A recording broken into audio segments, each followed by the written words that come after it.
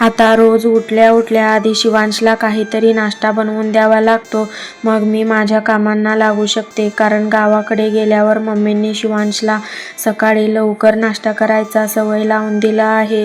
म्हणून आता तो आधी उठल्या उठल्या खायला मागतो. म्हणून आज त्याच्यासाठी ओट्स बनवून दिले. मग नंतर मी बाकीचं सगळं काही आवरून घेतलं आणि रात्रीच मी मटकी पण बांधून ठेवली होती. त्याला छान असं मोड पण आले होते. तेच मी पण नाश्ता करून घेतला. नंतर गावाकडून येताना यावेळी मी सासरहून सगळं काही घेऊन आले होते.